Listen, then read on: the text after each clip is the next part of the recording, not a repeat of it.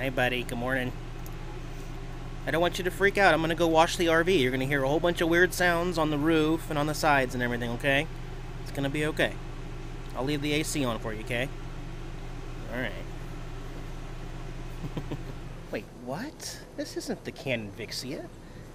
This looks like a GoPro here, huh?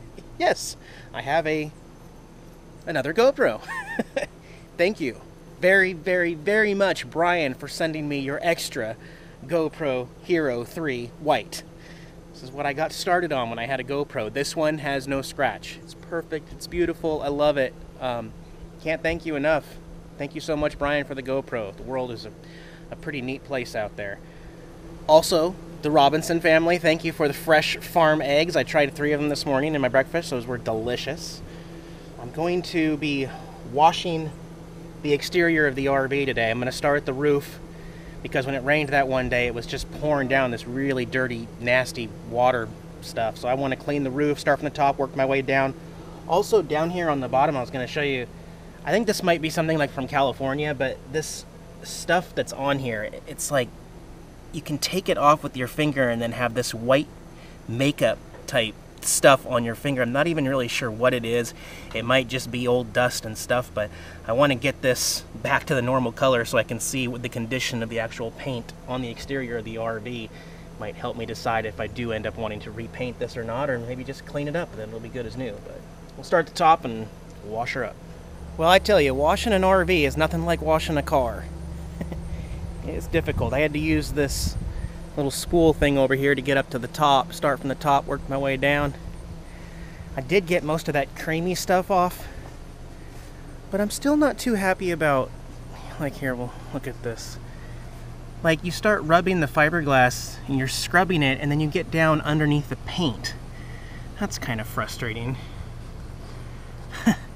Nothing you can really do about that.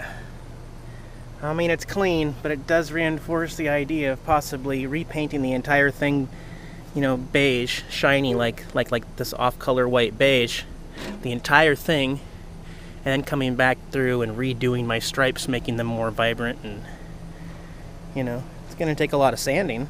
I'm just throwing this out there as an idea, to sand off all these rough edges and everything, and then just redo it exactly like it is, but at least it's clean. And this will give me a good idea for what all needs to be recalked around all these seams. All this needs to be recalked. This entire top. Probably going to pull these screws out and re-rivet this in. And then reseal this whole strip as well, all the windows. So, yeah.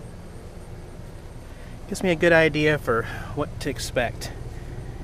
Oh, I also cleaned the wheels. I didn't even know that those were chrome like that. They were just filthy. Now they look good, so.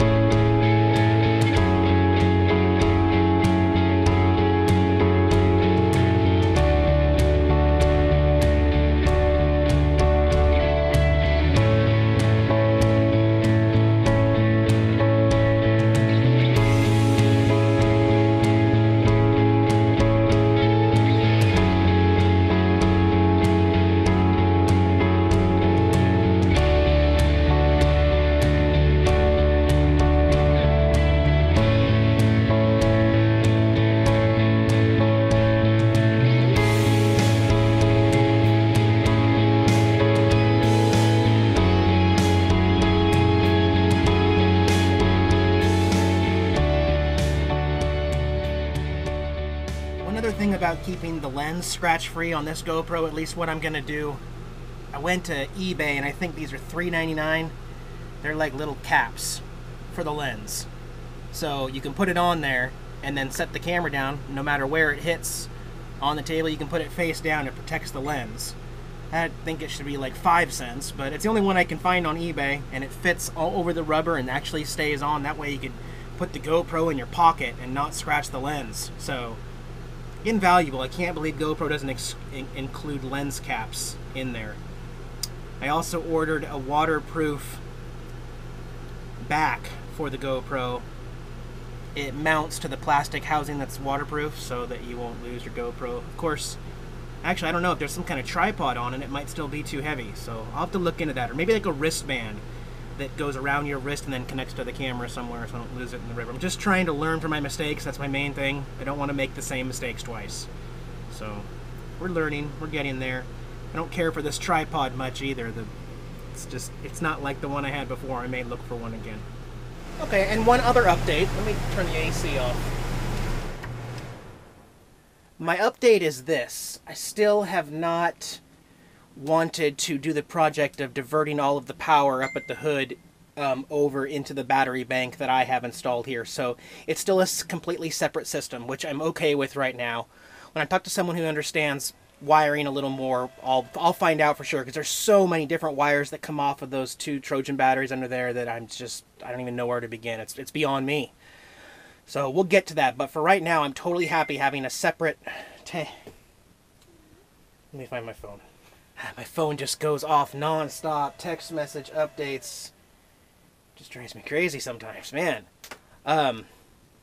Anyway, here's what I did. I went back down to the battery bank and I wired in a couple things. The first thing I wired in was that dual DC receptacle right there. So the TV is plugged into one and the other one comes up and is powering my second Cobra DC inverter. This is only a 400 watt inverter, but it's fine if I don't have to turn on the main one, the 2000 watt below. This got me by the last 2 days just fine. And I'm charging a Razor right now. I've got the TV plugged in right here, and then it's also got a USB port, so that way, I mean, not the TV, this is for the receiver for the dish satellite. The TV is plugged in down there. So, I mean, it works. It's another way of powering everything so I don't have to tap into the main system. It would also be really cool if I could also hardwire a couple more lights, DC lighting in here with some LED lights. You know, just strategically put them, maybe one right here and one in the back or something like that run off my battery bank. Just changes things up a little bit. Okay, wait, so I'm not to the point where I'm ready to, like, take off all the tires and start to inspect the brakes and the rotors and the shoes back here and all that. I haven't gotten to that. I was just looking at the spare tire on the back because I found a website that does custom tire covers and stuff like that. So I took the tire cover off.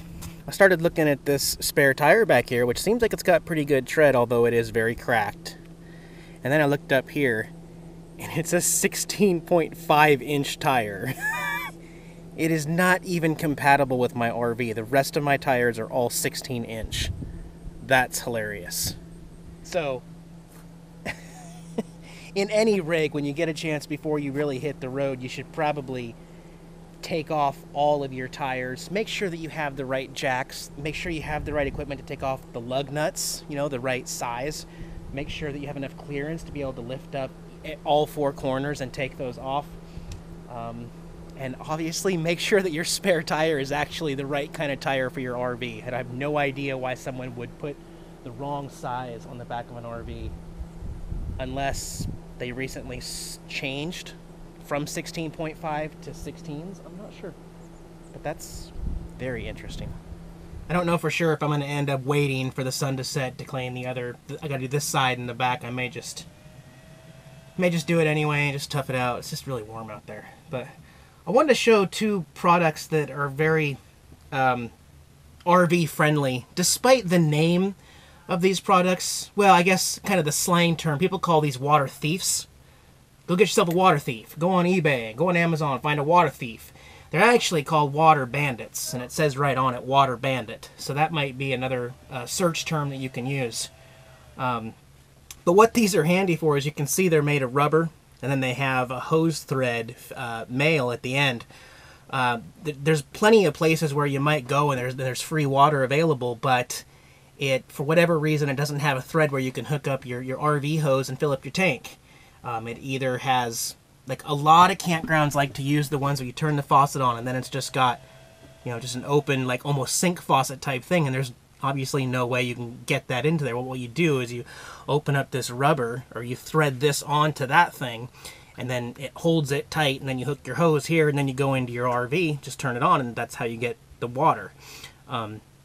They're really handy. I've used these a lot in my other RV, not so much in the van because I just use those 7-gallon buckets, but these come in handy a lot of times when there's free water and you don't want to just keep lugging 1-gallon jugs back and forth to your RV. This one I've actually had for a long time and I just refound it. This one I bought off of eBay, I'm pretty sure, this blue one. They have different diameters. This one's more for a campground, like faucet at a campground normally. Anything that would be big enough to, and you can see how far you can stretch it. This one is specifically just for like kitchen faucets, or if you go into a campground that has a kitchenette, or even there are some places that have like drinking water where it's a tiny little spigot. You could put this over it. It does not extend very much. You have to kind of twist it, hammer it on there until it gets there, and then hook your hose in here. But like I said, I don't like the term water thief. I don't know why people have used that word. You're not stealing water.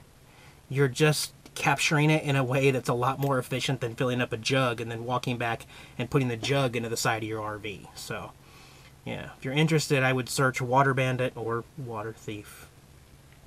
Well, I was going to wait till the sun set to finish cleaning, but I just can't sit around and do nothing, so I cleaned it up. I cleaned off this tire, made it look brand new. That looks cool. Yeah, whole RV looks nice, and now I'm kind of thinking about going camping. Like, spend a good week out somewhere and find out exactly what needs attention. Then by the time I get back here early next week, I'll have my paycheck and be able to put some money into looking at the brakes and the rotors, and yeah, maybe buy some new tires. All right, cool. Well, check back in with you here in a couple days of where I'm going to end up. Talk to you later.